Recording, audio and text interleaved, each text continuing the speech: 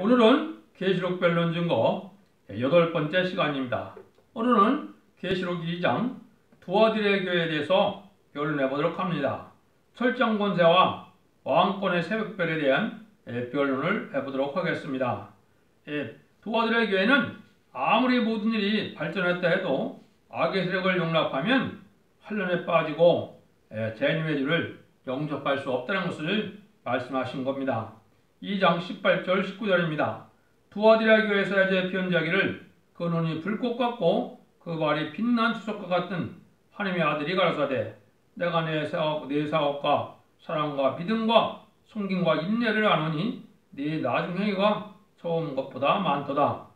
심판주의 모습은 눈이 불꽃 같다 했으니까 빠짐없는 이런 통찰력을 말씀을 했고요. 발이 빛난 주석 같다 이것은 천하가 능히 당할 수 없는 무적의 주님이심을 알게 하시는 겁니다. 말세 사명자가 또한 이렇게 되어야 되는 겁니다. 두아디라 교회는 가장 유형적인 발전이 풍부한 교회에서 열매도 많이 맺는 교회다. 사업도 잘했고 또 사랑도 많고 믿음도 좋고 섬기기도 잘하고 인내도 있어서 처음보다 많은 발전이 있는 그런 좋은 교회라는 겁니다. 그런데 주님이 책만 받을 일이 있다는 거죠. 20절 21절입니다. 그러나 내가 내게 책망할 일이 있노라. 자칫 선지라는 여자 이세벨을 내가 용납하니니 그가 내 종들을 가르쳐 깨어 행음하게 하고 우상의 제물을 먹게 하는도다. 또 내가 그에게 회개할 기회를 주었을 때 그 음행을 회개하고자 아니 하는도다. 볼지어다 내가 그를 침상에 던질 터예요. 또 그러더러 가늠하는 자들은 만일 그와 행위를 해결치 않으면 큰 환난 가운데 던지고 그랬죠. 근데 여기는 책망받을 일이 뭐라 했습니까? 이세발의 사상을 용납했다는 거죠. 이걸 해결치 않으면 영적 흑암에 떨어지고 큰 환난에 빠지게 될 것이다. 이렇게 경고를 하시는 겁니다. 우선 이세벨적인 것은 참된 종을 퇴적하는데 일차적으로 봤을 때는 지금 공산당 세력이 부실론, 유물론을 갖고 나오니까 이걸 용납하면 또 안 되겠죠. 그 다음에는 이제 거짓 선지 무리가 되는 겁니다. 근데 거짓 선지의 무리를 지금 연계적으로 분별하기가 참 어렵죠. 그래서 자기 중심적으로 자기 마음에서 나오는 대로 또 자기 꿈대로 자기 생각대로 이 말씀을 전하는 자들이 다 거짓 선지에 속하는데요. 그 구체적인 거는 예레미야 23장에 보면 자세히 나와 있죠. 쑥물을 먹이는 그러한 거짓 선지자가 인간 중간에 많이 나올 것을 말씀하셨는데 그런 거를 용납하면 안 된다 말이죠. 그래서 이제는 지금도 거짓 선지 교권 내지는 목회자가 참된 종과 참된 진리를 대적하는 음료적인 세력을 알지 못하고 동조하게 되는 것이 이게 이제 흑암들에게인데 그런 경우가 알게 모르게 그렇게 지금 많이 되고 있습니다. 그래서 엘리야처럼 우상들과 음녀 정권과 거짓 선지의 무리와 교권들과 싸워 승리할 것을 엘리야의 사적을 통해서 말씀을 했는데요. 인간정말에도 그러한 이런 일이 많이 있을 것을 말씀을 한 것이죠. 그래서 이런 정치적인 야욕으로 종교를 이용한다든가 또 공산당을 용납하는 WCC 그런 걸 용납한다든가 또 진리의 탁선장을 용납하는 이런 사람들은 참으로 협상해서 받아들여서는 안 된다 해버리죠. 그래서 기독교는 진리의 종교인데 진리의 본문만을 잘 밝히는 이런 교회가 되어야 되는데 지금 알게 모르게 인간학적으로 학술적으로 또 철학적으로 문학적으로 인문적으로 많이 흘렀죠. 이것이 다 거짓 선지의 무리가 되는 겁니다. 왜냐면요 지금은 허락받은 마귀를 흑암을 물리치지 못하는 상태가 되었기 때문에 그렇습니다. 23절입니다. 또 내가 사망으로 그의 자녀를 죽이니 모든 교회가 나는 사람과 사람이 뜻과 마음을 살피는 자들 알리라. 내가 너희 각 사람 행위대로 주를 갚아주리라. 하나님께서는 이런 진노의 날에는 아무리 주의 교회라 하지만은 뜻과 마음을 다 살핀다는 거죠.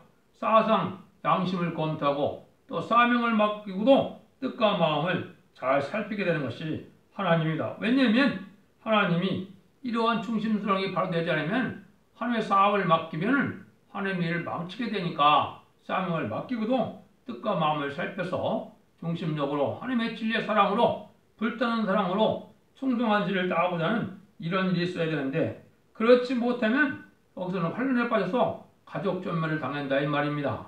이 말은 이제 인간적 말에는 이해가 되기가 어렵겠지만은 영혼 구원 시대가 아닙니다. 영혼 구원 시대고 개인 영혼 구원 시대도 아니고 단체 가족적인 구원 시대고 단체적인 구원 시대가 인간 심판의 환란과 재앙 아래 살아남는 복음이거든요. 왜냐하면 새 시대는 씨를 남겨서 좋은 그런 나라를 이루는 것이기 때문에 에덴 동안을 회복시켜주는 것이기 때문에 그런 복음의 역사가 진행되는 겁니다. 그래서 이 시대는 이제는 성경적으로는 이게 공산당이 마귀사상이니까 멸공사상이 투트려야 되고 또 진리를 위해서 희생적인 사랑의 실천이 아주 필요한 때다.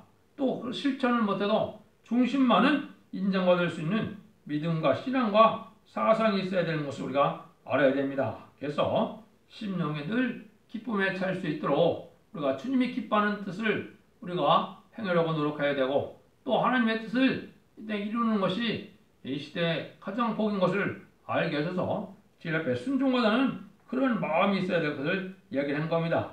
여기에 영계적인 비밀이 있다는 거죠. 24절, 25절입니다. 두 아들이 남아있어 이 교훈을 받지 않냐고 소위 사단의 기쁜 것을 알지 못한 너에게 말하노니 다른 짐으로 너에게 지울 것이 없느라 다만 너에게 있는 것을 내가 올 때까지 굳게 잡으라. 또 하나님께서는 이때 하나님께서 주신 사명을 굳게 잡으라 그랬는데 인간적으로 굳게 잡아야 될 것은 이 다림질의 진리를 얘기한 겁니다. 그래서 지금까지는 예언서 기시록이 그렇게 중요하지 않고 복음서와 편지를 통하여 하나님 앞에 주님을 섬기는 그러한 신앙생활을 했지만은 이제 다림질의 진리, 심판의 기준이 되는 다림질을 굳게 잡고 거기서 신앙 절개를 지켜나가는 그런 사람이 있어야 될 걸 얘기하는데 여기 보니까 사단의 기쁜 것을 네가 알지 못한다 이러냈죠. 이것은 뭐가 되겠습니까? 지금은 이제 마귀의 세력을 허락했기 때문에 마귀가 이러한 사명을 감당하지 못하도록 빼앗으려는 일이 있고 많은 미혹하는 일이 있는 겁니다. 그래서 언제 그런 마귀가 틈을 타게 되느냐? 사단의 기쁜 것은 뭘 뜻하느냐?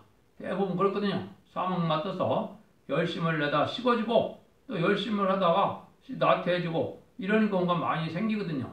이럴 때 은혜 합당한 열매를 못지 못함으로 이제는 마귀가 틈을 타게 된다 이 말입니다. 그래서 우리가 그러한 신앙생활을 있어야 되는데 항상 불편한 마음과 항상 간절한 마음을 가져야 되는데 이런 일들이 있을 때 마귀가 틈을 탈 수가 있다 이 말입니다. 그래서 신앙은 현재가 중요한 것이 과거를 자꾸 생각한다면 안 된다 이 말입니다. 그래서 태만해서 아니라면 나태함에 빠지다 보면 이 마귀가 틈탈 수가 있으니까 항상 불타는 마음으로 하나님 앞에 충성하지를 따고자 하는 그런 신앙생활이 필요하죠.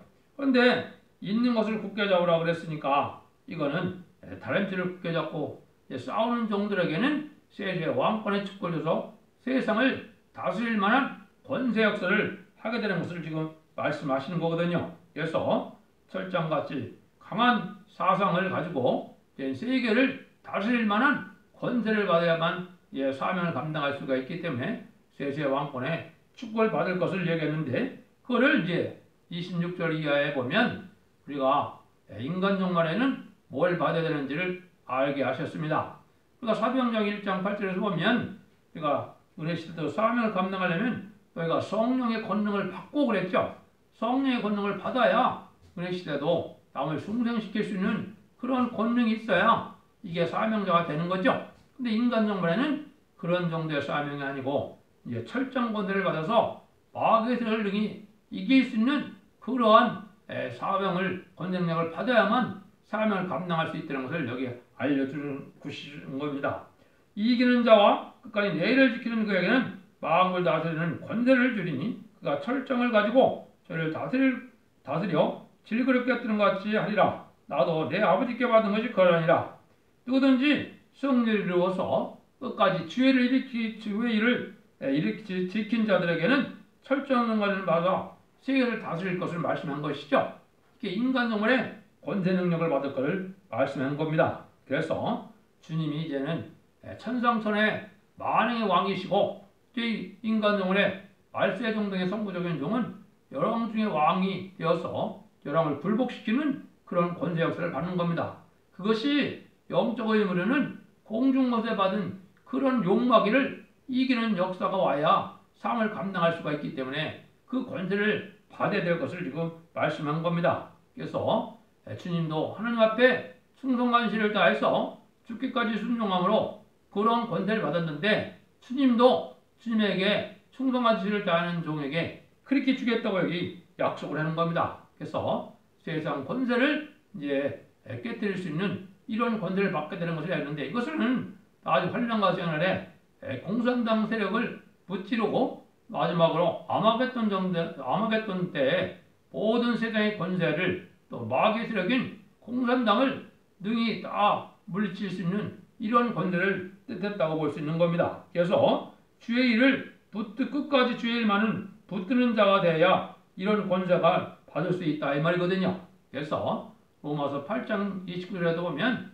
주님이 받아들이고 우리가 주님의 동생처럼 되는 건데 주님의 동생이 돼서 그런 권세를 받으려면 주님처럼 주님께 주시는 이런 권세를 받아야 된다 이 말입니다. 그래서 주님 받은 철저한 권세를 우리가 받음으로 세상을 다스리는 권세를 갖게 된 것은 새 시대에 왕권을 받게 한다는 것을 얘기를 한 거죠. 그럼 이러한 믿음을 어린애 같은 신앙자에게 줄 수 있습니까? 그렇지 않죠. 그래서 에베소 4장 13절에도 보면 그리스도의 장성분량에 충만한 데까지 이르게 되는 이런 종들이 이런 권세를 받게 되거든요. 성령 충만함을 많이 받을 것을 얘기를 했죠.